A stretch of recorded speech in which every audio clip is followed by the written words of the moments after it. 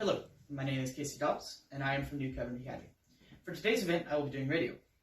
If you need more time, feel free to pause. Otherwise, I will begin in 5, 4, 3, 2, 1. Welcome to the weekend with 94.5 The Eagle. I'm your weekend host, Casey Dobbs, with all your news, weather, and sports in the Ozarks. Turning to local news, nearly 3 years after a deadly duck boat crash on Table Rock Lake, a second duck boat operator announced will open for business in the spring. Branson Duck Tours is excited to announce the return of a newer and safer amphibious bus tours to Branson, Missouri. Branson Duck Boat says its design for the duck boat is proven to be unsinkable by the U.S. Coast Guard. It says in a statement it will also implement new safety features. On July 19, 2018, a Ride the Ducks stretch Duck 7 boat with 31 people on board capsized in stormy weather near Branson, Missouri. 16 passengers, including 9 from the same family and 1 crew member driving the boat, drowned that night, which became one of the deadliest boating accidents in U.S. history. In their initial assessment, authorities blamed thunderstorms and winds that approached hurricane strength. The duck boat sank under high waves while winds around the area reached up to 70 miles per hour that day.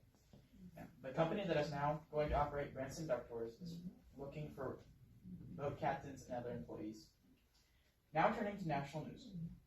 A convicted man from Texas has been sentenced to prison for conspiring to probably obtain free Spirit Airlines flights for himself and others, as well as making fake employee identification badges in order to get the flights, prosecutors said.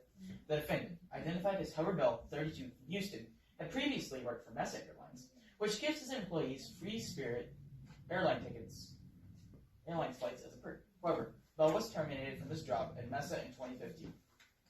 From 2016 to November 2017, Bell reportedly worked with several other people to allegedly sell stolen and unauthorized information of Mesa employees, which were allowed in the book free flights, according to a news release from the U.S. Attorney's Office in the Central District of California.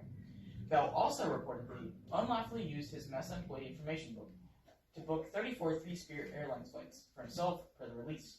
He also admitted that he and his co-conspirators manufactured and sold fraudulent Mesa employee identification cards for use by the fraudulent travelers, the release said. Overall, Bell's scheme led to a total of 1,953 flights for people who are not Mesa employees, the release said. And now in international news, Japan declared a state of emergency in Tokyo and 3 New York areas on Thursday as coronavirus cases continue to surge, hitting a daily record of 2,447 in the capital. Prime Minister Suga issued the declaration at the government task force for the coronavirus. It lasts from Friday until February 7th, and centers around Tokyo are asking restaurants and bars to close at 8 p.m. and people to stay home and not mingle in crowds. Shopping malls and schools will remain open, though. Movie theaters, museums, and other events will be asked to reduce attendance. Places that will file a request will be publicized on the list, while those that comply will be eligible for aid, according to officials. They also promised more aid for hospitals treating COVID-19 patients. The Japanese military is ready to help, however, and efforts are underway to get a vaccine approved and delivered, he added. Tokyo has logged record numbers of daily cases for 2 straight days, after 1,591 on Wednesday. Nationwide, cases have been growing steadily by more than 5,000 a day. Vaccinations are expected to start next month, with health and essential workers first. The rollout is likely to take months.